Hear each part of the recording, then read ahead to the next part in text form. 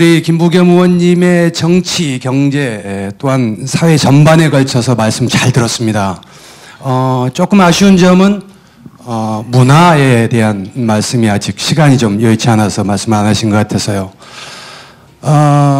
한반도의 그 정치는 실패했다고 봅니다. 또한 한반도의 경제도 실패를 했습니다. 그것은 우리가 미국 영어를 쓰는 나라도 아니고 일본말을 쓰는 나라, 중국말을 쓰는 나라도 아니고 한 핏줄 한 음식을 먹고 지금까지 살아온 한 형제입니다.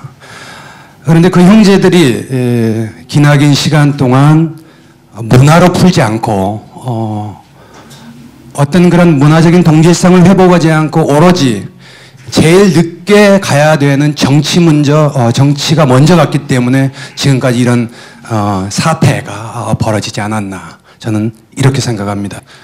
저는 문화로 풀어야 된다고 보는데 우리 의원님 생각은 한반도의 정책이 과연 어떤 쪽으로 풀어야 되는지에 대해서 여쭙고 싶습니다. 예, 제가 사실은 좀 어떤 문화가 물론 남북 동질성 회복이라든가 이런 여러 가지 노력을 하신 분들, 또 각종의 양쪽의 소위 정오감을 녹여주는데 문화가 많은 역할을 했다는 것에 대해서는 제가 동의를 하면서도요, 사실은 구체적으로 문화를 어떻게 이 사람들의 삶 속에서 이렇게 같이 녹여낼 수 있는지에 대해서는 사실은 아직 고민이 부족합니다.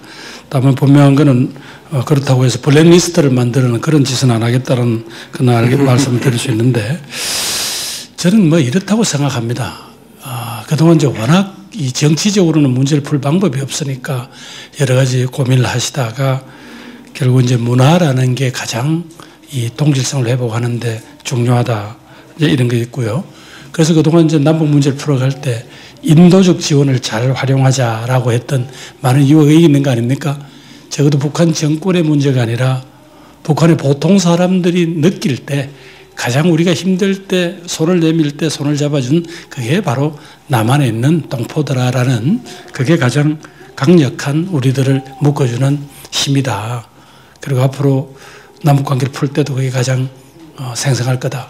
또 이 점에 있어서는 하나의 작은 예가 되겠습니다만, 개성공단이 왜 초기에 조금 힘들어 하다가 나중에 이 사람들이 개성공단에 근무하는 우리 파견 근로자들하고 개성공단 현지 근로자들 간에 여러 가지 그런 아주 신뢰관계가 획득했던 이런 예들을 보면 분명히 지금 임종재 선생이 이야기하신 게 상당히 설득이 있는 것 같은데, 제가 그것보다 더 구체적인 것들은 제가 아직 그림이 없습니다. 다만 요 하나는 보고를 드릴게요. 제가 이제 대구시장 선거를 하면서, 이번엔 아닙니다만은, 제가 대구에 가보니까 제일 부족한 게 광장 문화가 없는 겁니다. 그러니까 나하고 다른 사람하고 어울려서 토론도 하고 논쟁도 해보고 그리고 마침내 하나 되는 이런 경험과 공간이 없어요. 그래서 경북도청을 이전한 자리에 거기에다가 어떤 컨벤션 센터를 만들자. 근데 그 컨벤션 센터를 그냥 하면 말하자면 어떤 자극이 없으니까 그걸 이름을 박정희 컨벤션 센터라고 하자. 당신들이 자랑하고 싶은 근대화와 어떤 박정희 시대의 성취를 자랑하고 싶다면 그렇게 해주는 대신에 그것만 가지고는 안 되지 않냐. 그러니까 당신들이 그동안 애써 외면했던 광주 5.18 민주화 김대중이라는 이름을 받아들여다오. 그러면 광주에 있는 김대중 컨벤션 센터하고 한 달에 한 번, 대구는 공연 문화가 발달되어 있습니다. 뮤지컬, 오페라, 각종 관현악단 많습니다. 그래서 서로 한 달에 한 번씩 가고 오고 해라. 그러면서 서로가 자꾸 이렇게 접촉을 하다 보면, 광주에 있는 김대중 컨벤션 센터는 정말 멋진 광장이잖아요. 정치 집회, 결혼식, 전시회, 공연, 온갖 게 다 이루어지면서 그걸 이제 말하자면 그 오랜 동안 억눌렸던 호남 민중을 하나로 엮어주는 어떤 우리들의 토대가 되듯이 바로 이제 대구에서 그런 어떤 시도를 해봤습니다.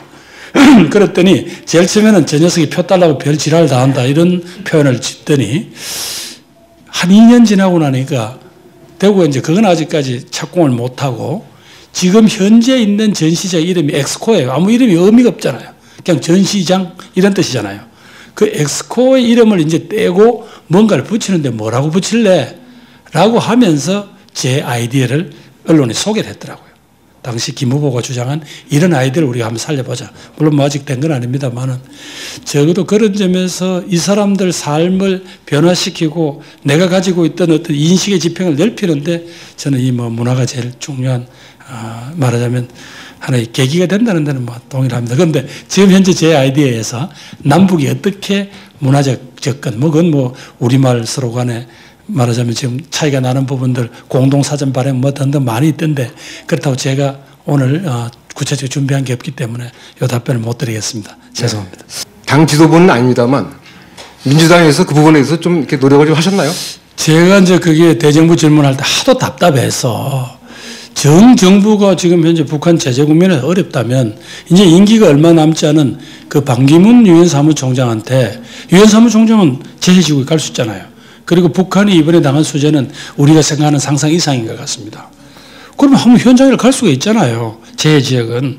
그걸 구실로 가시게 하고 그 과정에서 그냥은 못 갈 테니까 우리 쌀 좀 보내라. 그래서 그 무렵에 국회에서 농림부 장관 지금 지난번에 뭐 여러 가지 말씀이 됐던 그분한테 정확하게 해라. 1년에 쌀 보관 비용 중에서 사라지는 게 얼마냐? 얼마쯤 될 것 같습니까?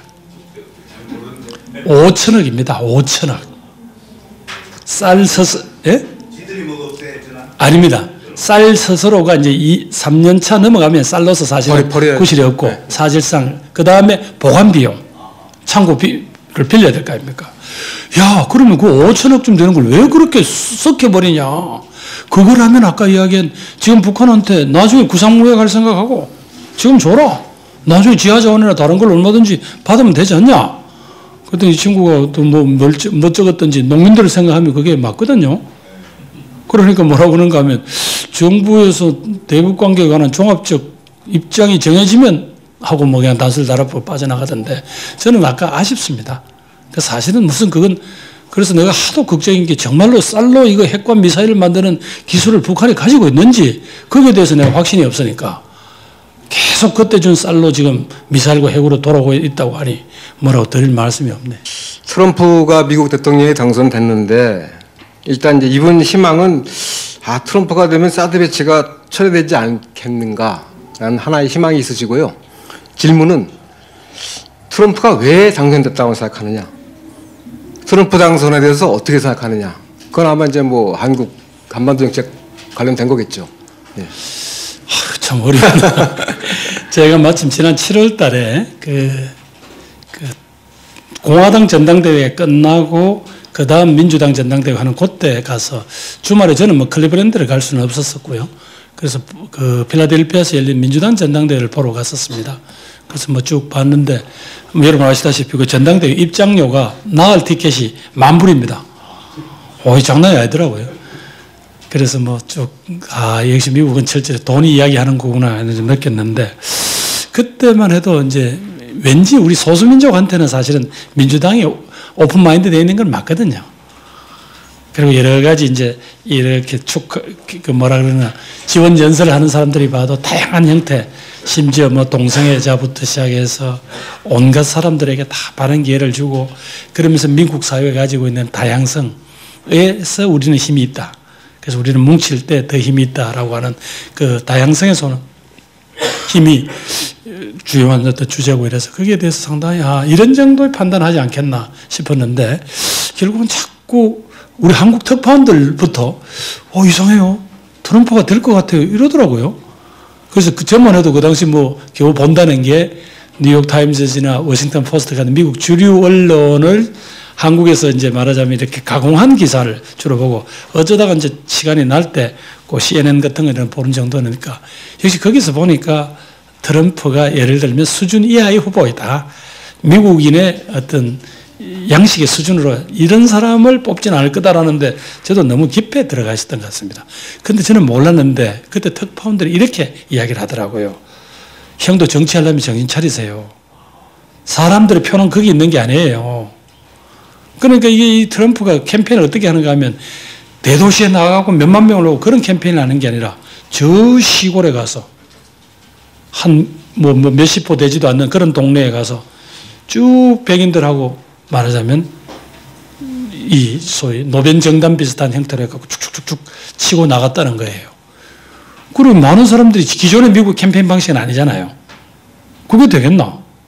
라고 했는데 그 백인들한테 자신들의 삶의 조건이 악화된 것은 이민자, 개방, 미국의 세계 경찰 역할하는데 쓸데없이 쓰는 그런 어떤 미국 정부의 재정 적자, 뭐 이런 것들이다라고 이야기를 했다는 건데 그게 무슨 뭐 우아 떨지도 않고 그냥 막 대놓고 예를 들면 뭐 막 거친 말도 막 썼다고 그러대요.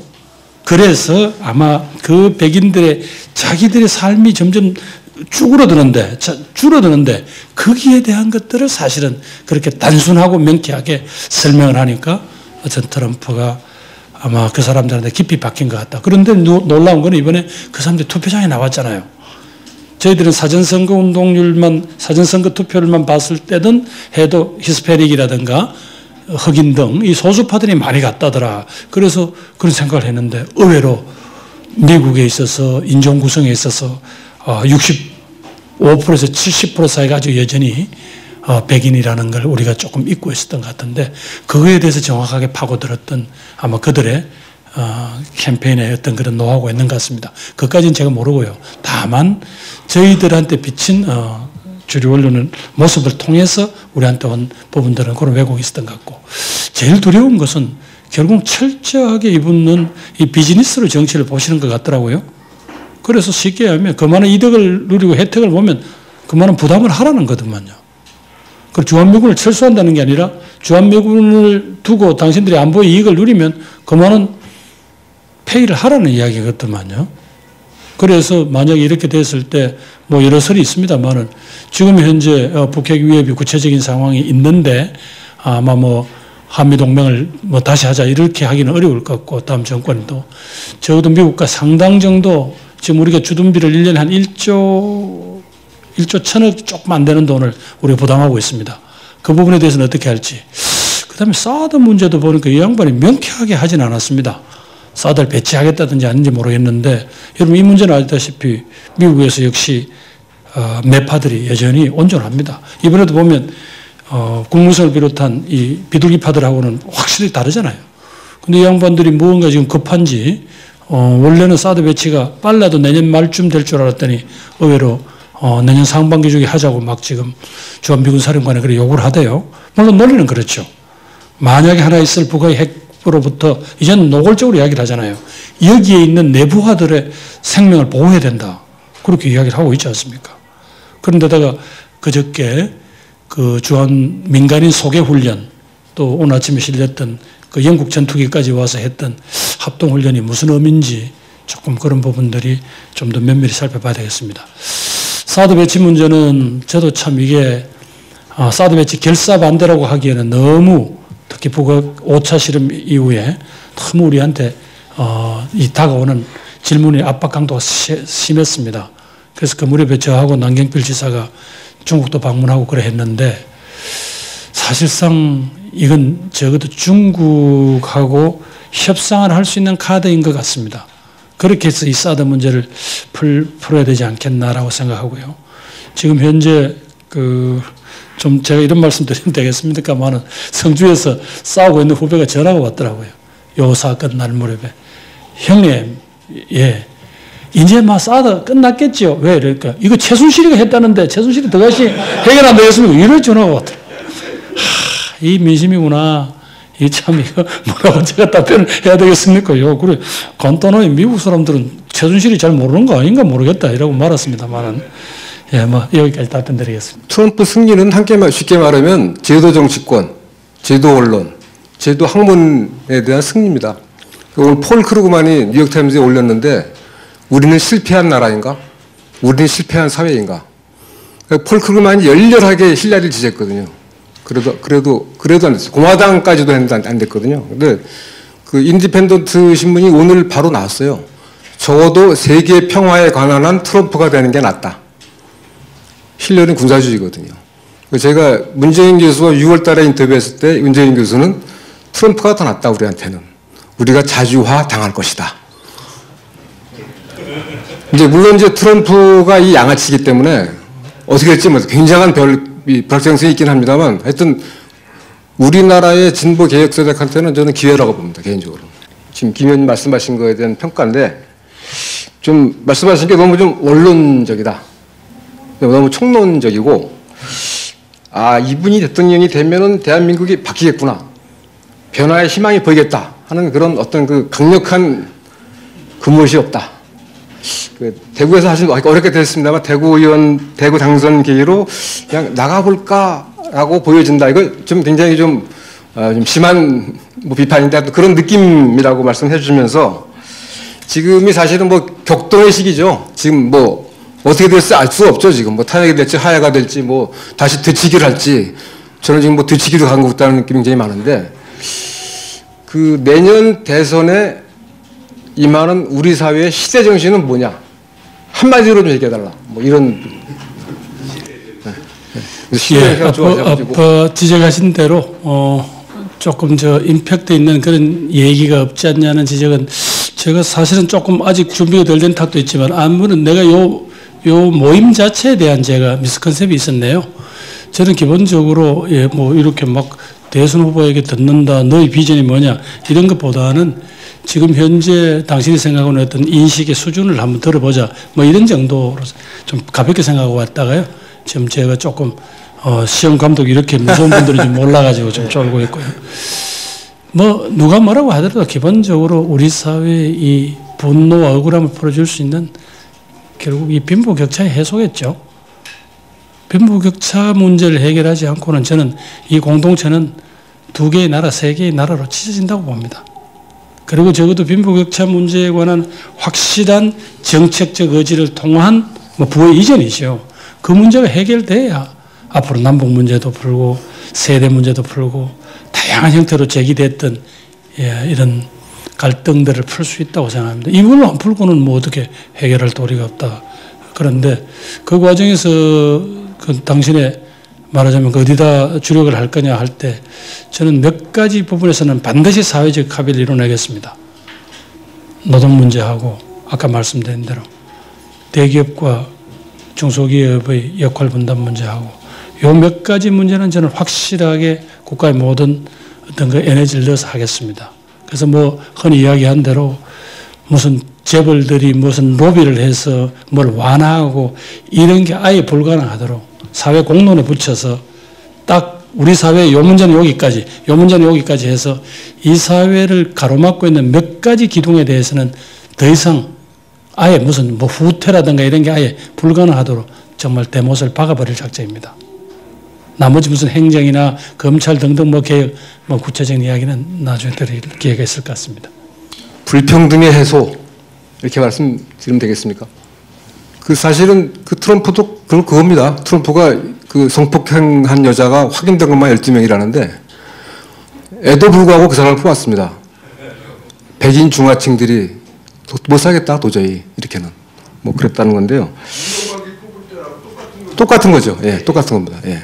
그러니까 알 수는 없습니다. 사실 제대로 될지는 모르는데 진짜 제가 들은 거는 북한에서는 양형섭 그 뭐 인민회의인가요? 거기 의장이 트럼프가 됐으면 좋겠다고 이미 공개적으로 얘기를 했고 저희가 지난주에 그 북경의 진징이 교수 그 제중동포죠. 김경일 교수가 왔는데 중국에서는 간절히 트럼프가 되길 바라고 있다.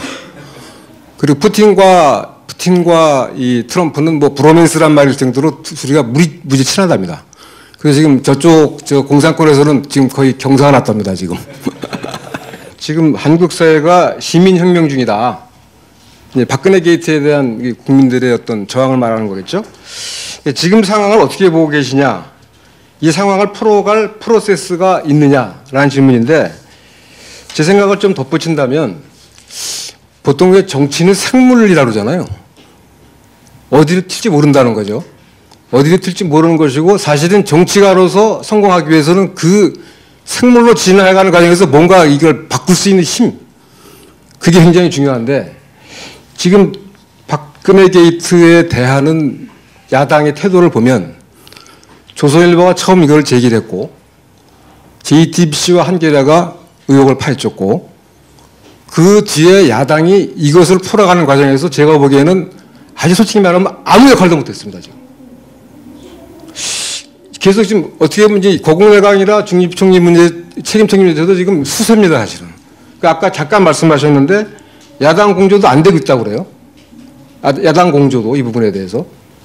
그리고 저는 또 하나 궁금한 건 사실은 문재인 후보는 왜 10월 26일 날 고국 중립 내각 얘기를 처음 꺼냈다가 여당이 받으니까 쏙 들어갔는지.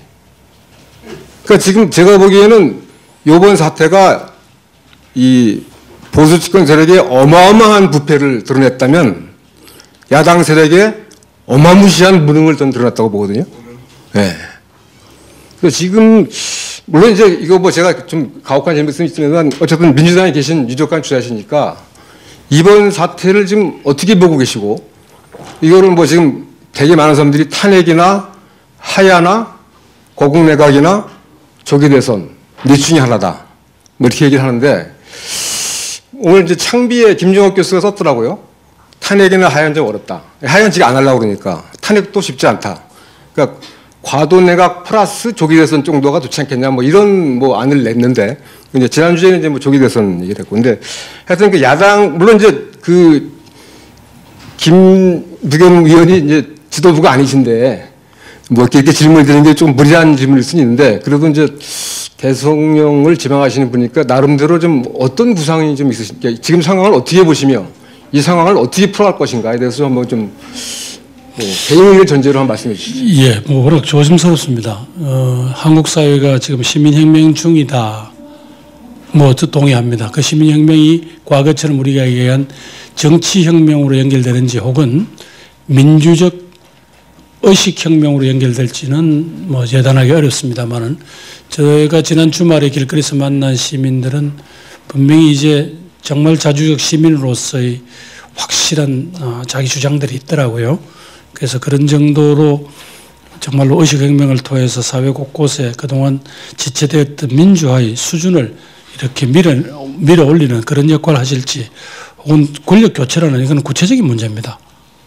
실질적으로 물리력이라는 걸 늘 염두에 두어야 하는 거기까지 할 수 있는지에 대해서는 솔직히 제가 잘 모르겠습니다. 왜냐하면 제가 정말 조심스러운 것은 뭐 여러분 알다시피 이 문제를 말을 함부로 할 수 있는 처지가 아닌 게 제가 무슨 뭐 꼴난 뭐 후보거나 혹은 뭐 국회의원이어서가 아니고 정말 어느 순간 제가 김종철 선생님 밑에서 그 운동을 할 때하고는 확실히 저는 지금 태도나 입장이 달라졌습니다. 그것은 저를 지배하는 가장 큰 덕목은 지금은 책임감입니다. 그럼 대한민국을 어디로 끌고 갈 거야? 그럼 이대로 어떻게 할 거래? 길거리에 있는 국민들은 당연히 주인입니다. 내가 너 머슴한테 일을 맡겼는데 일을 제대로 못했잖아. 너 나가 할 수도 있고 가르치자 할 수도 있고 그건 뭐 전부 그분들의 권리라고 봅니다. 당연히 주장할 수 있습니다. 그런데 제도 정치권에 있는 저희들 보고 왜 안 따라오니 이 자식들아 이 흐름에 너희들 몸 실어 라고 하시지만 사실상 이 제도 정치권한테 위임됐던 그 부분들은 아시겠지만 요만합니다. 아주 조금 폭이 좁습니다. 그런데 그러니까 여러분 곁에 그 흐름에 너희들 몸 던져서 한 사람의 그냥 시민으로서 한 사람의 전사로 따라와, 투사로 따라와라고 하면 그건 할 수 있습니다. 저도 뭐 토요일 날 갔을 때 그런 마음이고 정말 내 앞에서 뭔가 이 상황이 벌어지면 나도 정말 이거 붙을 각오로 그렇게 나갔었습니다. 그런데 이 소위 민주당이라는 정치 집단 보고 이 시기에 혁명 지도부라고 지도부를 역할을 하라고 요구하시면 안 됩니다. 그럴 능력도 없고 그럴 역량도 없습니다. 냉정하게. 또 한국 사회에 대한 일어나는 국민들의 이 분노와 이 에너지를 다 담아낼 능력은 없습니다. 솔직히 말씀드려서. 그런데도 정치는 생물인데 어떡할래? 그러니까 그 변화를 지금 충직하게 따라오고 다만 어떤 그런 제도의 큰 격변이 왔을 때 그 다음에 어떻게 하면 아까 이야기한 대로 가능한 어떤 피해나 상처를 줄일 수 있는 준비를 하라고 하시면 그건 저희들이 해야죠. 그건 또 저희들이 명령하시지 않더라도 저희한테 거기까지는 위임된 그런 부분이라고 생각합니다. 야당 무슨 역할을 했나? 냉정하게 말씀드리며 보니까 제법 몇몇 의원들이 제보를 한 2, 3년 전부터 받았더라고요. 그래서 물론 전체 큰 그림은 아니고 단서. 예를 들면 안민석 의원을 통해서 정유라, 이대 부정입학, 한국마사회 파행 이런 등등에 관한 것들은 보니까 한 2년 전에 안민석 의원이 대정부 질문을 했더라고요. 그다음에 그다음에 언론에 관한 것들하고 이 청와대에서 뭔가 여러 가지 그거 하다는 것은 당시 우리 최민희 의원이 그 질의를 통해 가서 계속 집요하게 파헤쳤더라고요.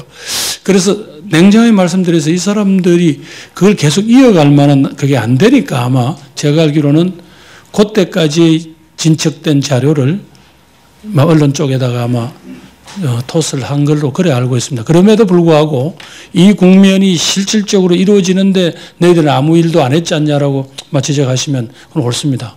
그런데 그 중에 하나가 너희들이 인마 야당으로서 제대로 핏발을 세우고 이 어떻게든 감시하겠다고 했으면 할 수 있지 않냐라는 비판은 옳은데 이 상황을 왜 선도하지 못하냐는 것은 그건 어렵습니다. 실질적으로. 그럼 야당이 할 수 있는 무기가 아까 이야기한 대로 여러분 곁에 서서 함께 싸워줄 준비를 해. 다가오는 그걸 파도를 같이 넘을 준비를 해라고 하시면 그거는 할 수 있습니다. 또 그렇게 요구하실 수 있을 거고. 그 다음 단계 저희들한테다가 명령하시는 게 저희들을 보고 이 상황을 끌고 가라는 요구도 아니시잖아요. 그렇다고 저희들한테 뭔가를 전적으로 뭔가를 위임할 테니까 너희들이 뭘 해봐 이것도 아니시잖아요.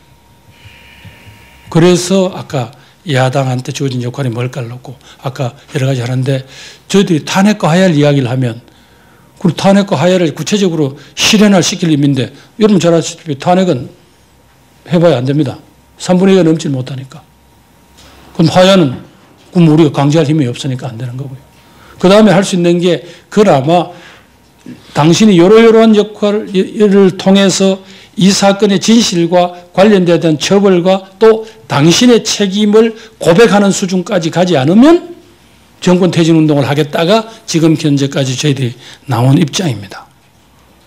그래서 그 부분에 대해서 무슨 저희들이 뭐 대단하거나 저희들이 무슨 당당하다는 게 아니라 그런 현실적인 주어진 조건이 그렇습니다. 그럼 저희들이 어떻게 하면 이 국면에서 제 밥값을 할까라는 게 남는데 아마 지금 의원들 사이 합의하거나 이런 것들은 아까 이야기한 대로 이 검찰권에 대한 어떤 형태로든지 압박을 통해서 이자들이 이거를 소위 사건의 본질을 흐리거나 적당하게 분치를 해놓는 것을 막아내자. 감시역을 통해서. 그 다음에 지금 아직까지 합의는 되지 않고 있습니다만 만약에 좋든 싫든 이 12일 집회 이후에 박근혜 정권이 분명히 현실적으로 퇴조할 수밖에 없는 상황에서 어떤 전국 수습 방안을 내놓을 때 야당은 지금부터 야무락지게 단단한 어떤 그림을 가지고 아직까지 완전히 몰아내는 건 안 되겠죠. 그래서 밀린 자리만큼은 확실히 채워나가자. 그 중에 하나가 적어도 법률을 다루는 부서는 확실히 이번에는 권력으로부터 독립적인 그런 인사들이 이렇게 기회를 잡도록 해야 되겠다. 그것이 그나마 더 이상 후퇴되지 않는 부분이다. 이런 문제고요. 그 다음에 아까 말씀하신 대로 거국 중립 내각이라는 것은 간단합니다. 지금 죄송합니다만 혼동이 되고 있는데요. 동거 내각을 하자는 거냐 무슨 뭐 선거 관리 내각을 하자는 거냐 여러 가지 있습니다만 지금 거국이라고 하면 적어도 사실은 그 제안을 할 때는 이 위기의 본질에서 헌정이 중단되는 그거는 막아내보자. 그러면 당신들하고 우리하고 이 상황에 대해서 적어도 함께 문제를 풀어가려는 그 자세는 돼 있다는 사인이었거든요. 근데 그걸 와 또 준다 그러니까 안 받냐고 하는 건 저희들도 많은 비판을 받았는데 그 중에서 하나는 사실상 대통령한테 무엇인가 칼을 들이댈 수 있는 건 아니잖아요. 그리고 아까 제가 고백드렸습니다만 전두환 정권하고 싸울 때하고는 확실히 제가 시민들의 분노는 더 큰 것 같습니다. 그런데 저희들은 아까 이야기한 대로 그래도 이게 합법적인 정권인데 그러면 그런 식으로 해가지고 쫓아내면 그 다음 들어선 정권은요. 뭐 그래서 여러 가지 저희들은 어쨌든 이 절차상 흠결이 남지 않는 방법은 있지 않을까. 적어도 현행 헌법 내에. 그런 이제 고민한 끝에 나온 게 거국 뭐 중립내각인데 중립이라는 건 지금 어떤 선거에 임박해서 선거 관리를 중립을 하라는 그 차원보다는 오히려 소위 여야가 합의하는 이라는 그런 뜻이 강하고요. 그럼 뭘 할 거냐? 지금 그 중에서 몇 가지는 반드시 하는 내각이어야 되겠다. 아직 선거관리내각 하기에는 1년 3개월은 너무 깁니다. 오히려 그것보다는 지금 시급한 이 검찰 개혁을 비롯한 요 문제요.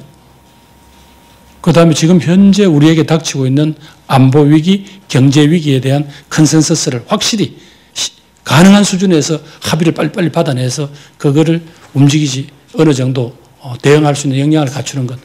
물론 그 중에서 뭐 이제 소소한 정책으로 들어가면 뭐 국정교과서 문제, 이제 사드 배치 문제 이런 문제들이 쭉 배치가 되겠죠. 적어도 이제 그런 문제가 남습니다만은 그래서 자꾸 저희들 보고 야 임마 저건 다 범죄 집단이니까 탁 쳐내고 밀어내버리고 너희들이 뭔가를 싹 그건 저희들한테 주셔봐야 못 먹는 떡입니다. 못 먹는 떡입니다. 그건 저희들로서는 감당할 수 없습니다. 그것을 시민들이 스스로 일어서셔가지고 그런 대한민국을 만들겠다고 밀고 가시는 거야. 그게 뭐 아까 국가 주인들이니까. 그런데 제한된 권력만 위임하신 야당 보고 그런 역량을 발휘해달라 그러면 무리입니다. 그건 뭐 솔직히 말해서 제 개인의 역량이 부족해서든지 아니면 우리 지도부의 인식이 어떤지 혹은 또 우리 당의 제일 유력한 주자가 무슨 고민을 하고 있는지 모르지만 저는 이 상황을 판단을 그래 하기 때문에 제가 정말 한 사람의 시민으로서 현장에서 그 생생한 숨소리를 듣고 땀방울을 듣고 또 그들의 분노를 듣기 위해서 나오지만 저보고 어떤 그 다음을 그림을 준비하라 그러면 제가 그건 한계가 있다는 고백을 드리겠습니다. 박근혜 대통령이 어제 국회를 갔지만 사실 그 총리한테 전권을 위임하지 않겠다는 아주 명시적 약속을 하지 않는 한 야당이 받기가 어렵죠. 사실 그 부분은 이제 맞는 얘기고 지금 금비경 의원 말씀하신 것처럼 제도형 정치권에 있는 분이 하셔야 될 일이 있고 시민들이 하셔야 될 일이 있고 어제 저희가 남재희 장관하고 이분과 인터뷰를 하는데 그분도 시민들은 계속 하야를 외치고 그 압력을 가지고 어떤 완벽한 자율권이 보장되는 내각을 구성하는데 제일 중요한 거는 법무부 장관과 검찰총장이다. 그것만 틀어주면 된다. 그래서 제가 오늘 아침에 출근하면서 김부겸 총리의 최동국 법무부 장관 하면 어떨까. 그런 생각했는데 본인이 생각이 있으신 것 같아요. 근데 안 시켜준다 그러더라고요. 그래서 이 공영방송을 어떻게 하실 건지 혹시 뭐 좀 생각이 좀 있으시면 예, 좋든 싫든 어떤 정권이 들어서더라도 이렇게 언론을 틀어지는 이 유혹으로부터 아예 독립시킵시다. 이게 뭐 과거 저희 정권 때도 사실 저희들 코드에 맞는 사람 사장 내려보냈잖아요. 뭐 노조하고 뭐 관계가 좋았든 안 됐든 그건 그 다음 문제고요. 그래서 아예 그냥 방송이라는 이 공적 공기죠. 공기를 권력이 아예 건드릴 수 없도록 아예 KBS 지배구조 자체를 이렇게 변합시킵시다. 그 다음에 MBC 지금 어정중한 민방도 아니고 공영방송도 아닌 MBC 지배구조 지금 방송문화진흥이라는 저는 어정쩡한 어떤 이 위상도 저는 바꿀 필요가 있다고 생각합니다. 그래서 실질적으로 권력이 적어도 바로 쿠션에 못 들어가게 하고요. 지금 거기에서 이사 추천 자체가 뭐 여야가 뭐 이렇게 티오를 나눠서 주고 전 하나 정도씩만 갑시다. 난 뭐 지금 KBS 이사 13분인가요? 11분 중에서 야당이 3인가 4대고 여당이 6인가 뭐 하고 저 이런 방식 이제 조금 엉거주춤한 방식 뺍시다. 그리고 솔직하게 보니까 그 각 정당에서 추천하는 분들이 가서 계속 자율권도 없이 계속 정당에서 밀려오는 압력에 따라 발언하는 거 쭉 보고 하니까 이래가지고 한국판 BBC를 만들 방법이 없더라고요. 이건 아니잖아요. 그리고 지금 사실상 방송에 대한 일반적인 엔터테인먼트의 기능이라든가 이런 부분들은 솔직히 뭐 좋든 싫든 간에 뭐 워낙 그 종편이 많이 하고 있으니까요.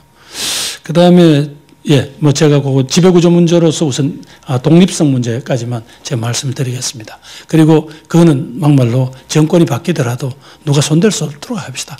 그래야 스스로가 저는 서시고 거기서 견제와 균형이 이루어진다고 생각하고요. 뭐 종편의 인허가 문제는까지는 나가지 않겠습니다. 그러나 뭐 내년 2월인가 3월 소위 뭐라 그러죠? 재허가를 놓고 여러 가지 부분들은 제가 옛날에 문방일을 하면서 참 공부를 해보니까 참 처음에 출발을 참 지랄같이 했다라는 생각을 지울 길이 없네요. 긴 말씀은 거기까지 하겠습니다. 요번 JTBC 활약을 보고 모든 방송을 종편으로 하자는 얘기도 있답니다. 그 다음에 보수 본류도 공존의 대상인가? 저는 이렇게 생각합니다. 대한민국의 전체 정치 지형, 유권자 지형으로 본다는 게 솔직한 것 같습니다만, 정말로 우리가 이야기하는 꼴보수라는 분이 한 10% 정도 될까요? 그러면서 또 자기 이념에만 절대적으로 충실한 정말 완전한 어떤 좌파적 세계관으로 철저히 무장된 분도 한 10% 되는 것 같고, 그 다음에 나머지 분들은 이렇게 스펙트럼을 따지면 한 3에서 한 7까지 사이에 쭉 이렇게 좌우를 이렇게 있잖아요. 정책을 놓고 따지면 그 어디에 이제 쭉 위치에 계시는 것 같은데, 저는 기본적으로 물론 이분들 삶에 자기들 조건이나 발언의 기회가 있어야 되는 그거까지는 아니지만, 적어도 이 80%는 사회적인 몇 가지 합의를 하면 저는 공존할 수 있다고 봅니다. 그 중에 아까 지금까지 그들이 누리던 기득권과 특권 때문에 내놓지 못하다는 것은, 그것은 어떤 형태로든지 사회적으로 폭로를 하든 공격을 하든 난 그건 땡겨낼 수 있다고 봅니다. 왜? 그렇지 않고는 정상적으로 이 공동체를 돌릴 방법이 없으니까. 다만 또 이쪽에 나는 정말로 그동안 어떤 분들이 이야기를 하던데, 사회적 약자라든가 혹은 피해자로서 갖는 이 가진 자들에 대한 무한 정호, 저는 이건 우리 국가라든가 사회가 이거는 깨줘야 된다고 봅니다. 그냥 쉽게 사라지지는 않을 겁니다. 그러나 적어도 사회적 연대를 통하여, 제도를 통하여 적어도 그들한테 저 사람과 내가 더불어 산다라는 의식을 만들고 그런 제도 설계는 얼마든지 가능하다고 저는 봅니다. 그래서 이 아이가 고통을 당하고 이 아이들에게 일자리가 없으면 이건 우리들의 아이라는 그런 어떤 인식 속에서 저는 문제를 풀어가야 된다고 보기 때문에, 아까 말씀하신 보수 본류라는 게 어느 정도까지 범인가 몰라도 적어도 자신들이 가지고 있는 어제도 어제 길거리 나갔더니 막 또 이제 그 있잖아요. 친일파 청산 못한 쭉 그런 이야기를 하시는데, 제가 대구 가서 많은 사람을 만났잖아요. 그 중에는 해방 공간에서 그 희생된 많은 그 유족들도 만났습니다. 그분들이 이래 던지는 화두를 봤을 때 우리 사회가 갖는 정말 이 슬픈 이 역사, 이게 중청이라는 게 얼마나 지난지. 근데 이걸 가지고 한 번은 극복해야 될 텐데, 그걸 가지고 계속 친일파 청산의 실패 과연 이런 것만 볼지, 아니면 자기 부인하고 이혼까지 해가면서 남아프리카 공화국을 했던 넬슨 만델라처럼 정말 우리가 그 길밖에 없다면 저는 그 총대를 매야 되는 거 아닌가, 그런 각오를 하고 있습니다. 브렉시트나 미국 대선을 보면서 서구 민주주의가 좀 아닌 것 같다. 차라리 중국식 정치제도가 난 것 같다. 그래서 차이나 모델이라고 책도 나왔습니다. 지방에서는 선거, 상층에서는 선발 있는데, 그런데 이번에 요지는 뭐냐면, 청년들이 어떻게 정치 참여를 활력적으로 할 수 있게 하는 방안이 뭐냐? 중국 모델 좋습니다. 효율성이 있는 것 같아요. 저도 중국 지도자들이 각종 이렇게 쭉 성장 과정과 점검 과정을 보니까 효율성은 있는 제도입니다. 결코 우연히 어느 날 느닷없는 자가 최고 의사결정 구조가 되거나 혹은 저렇게 배우 실세가 있거나 이런 거는 불가능하더라고요. 철저히 검증되고 철저히 실적이 있어야만 되고, 물론 최종적인 정치적 결정은 또 여러 가지 복잡한 게 있습니다만, 문제는 그 정도가 되니까 이 친구들이 최고위에 오른 사람들이 자기의 철학과 자기의 해법을 다 평상시에 고민을 하고 그 자리에 오른다는 겁니다. 우리처럼 365일 선거를 하다 보니까 그저 그냥 덜렁덜렁 알고 그냥 대충 알아서 그냥 누가 섹시하다고 던져주면 그냥 떠드는 이런 정도의 정치인들이 최고위에 오르지 않는다는 점에서 효율적이지만, 그러나 우리는 이미 민주주의를 합의했습니다. 우리 모두가 합의한 이 가치를, 우리 공동체가 합의한 가치를 버릴 수는 없지 않습니까? 그런 점에서 저는 비록 현재 서구 민주주의가 여러 가지 한계를 드러냈다 하더라도 우리 국민들 스스로가 혹 통일이라든가 더 큰 가치를 때문에 이걸 잠시 우리의 제도를 유보할 수 있다든가, 혹은 이거보다도 좀 우리가 더 국민들의 권리가 더 신장되는 제도 가자고 하면 그건 모르겠습니다만, 현재까지는 이 가치를 포기할 수는 없다는 거고요. 청년들의 정치 참여를 늘릴 수 있는 방안, 저는 결국 효용성을 높여야 된다고 봅니다. 이 젊은이들이 제가 요즘 강의를 다녀보면 확실하게 이제는 정치에 대한 관심이 높아요. 지금 주말 집회도 이 친구들한테 관심을 높입니다. 이번에 지금 자기들 카톡이라든지 도는 게 뭡니까? 토요일 데이트는 광화문에서라고 지금 막 돌린다는 거거든요. 그리고 적어도 여기 한번 와봐야 그 다음 주에 자기들 친구 사이에 대화가 된다는 거거든요. 저는 여기서부터 시작해서 효용성을 높여서 우리가 가서 목소리를 냈더니 우리가 투표장에 갔더니 변하더라. 그 제가 특히 지방대학에 강연을 가면 그 이야기를 많이 합니다. 너희들 스스로가 지방대학이라고 당하는 이 분노와 서름을 어디다 표현하니? 찍어라. 투표장에 가고. 그리고 필요하면 당신 지역의 국회의원이나 누구한테 왜 맨날 잡담만 쓰냐. 우리 지방대학에 요런 과들이 필요한데 그런 건 없이 쓸데없이 애들 취직도 안 되고 혹은 애들 공부도 제대로 안 시키고 교수도 제대로 없이 시간 강사로 뜨는 이런 교육 받기 싫으니까 고쳐달라고 말이야. 이메일 막 보내고 해라. 이러면서 이 친구들한테 정치라는 게 자기들 삶에 효용성이 있도록 그렇게 자꾸 기회를 만들어주는 것밖에 없는 것 같고요. 우선은 좋든 싫든 이 청년을 이대로 둬서 안 된다는 이슈가 어쨌든 내년 예산부터 보니까 요 최근에 국가도 그렇고 이걸 가장 중요한 지금 아젠다로 끙끙거리고는 있습니다. 다만 노무현 대통령부터 벌써 12~13년 동안 청년 실업 문제를 국가 최고의 해결된 과제로 해놓고도 지금 진전이 없습니다. 어디서 이런 문제가 발생할까? 이 친구들의 눈에 걸맞는 정도의 사회적인 혹은 일자리 경제를 못 만들어낸 데 있거든요. 그 제가 말씀드린 대로 150만 원 전후의 일자리 많은데 이게 이제 최저임금보다 조금 나은 수준입니다. 그게 주로 누가 가느냐? 남편은 딴 돈 벌고 집에서 조금 있는 40대, 50대의 가정주부층들이 보통 여기에 이 노동에 종사하고 있습니다. 그런 여러 가지로 다른 조건은 더 열악하죠. 개천절 행사를 남북한 공유에서 하는 거 알겠습니다. 예, 그거 한번 질문하고 싶습니다. 개천절 행사를 남북으로 공유. 예, 남북 공유에서 한 번은 남한에서 한 번은 북한에서. 지금 저런 세대들이 말씀하시는 상고사에 대한 이해는 저는 좀 부족합니다. 저는 굳이 따지자면 소위 관학파들로부터 고대사와 역사를 배웠기 때문에 조금 저분들이 말씀하시는 그런 우리 민족사, 특히 고대사의 인식이 조금 저는 천박합니다. 그럼에도 불구하고 남북이 개천절 같은, 특히 평양에 당군등도 있으니까 개천절 같은 행사는 교대로 개최하거나 공동으로 개최함으로써 문화적인 어떤 교류를 넓히는 게 어떠냐. 전 좋은 아이디어라고 생각합니다. 다만 이제 아까 말씀드린 대로 이번에 역사교과서 국정화 과정에서 보니까 정말 아직도 인간의 사고를 통제할 수 있다고 생각하는 아직 그런 이 잔재가 너무 강하더라. 그래서 그 부분에 대한 우려가 있습니다. 그 부분에 대해서는 따로 또 말씀드릴 게 있을 것 같습니다. 얼마 전에 대구의 17살 먹은 여고생이 7분간 즉석 연설을 했다는데 혹시 보신 분 아시겠지만 정말 대단하더라고요. 그래서 제가 김 의원님 죄송합니다만 위대한 국민의 찌질한 정신이다 이랬는데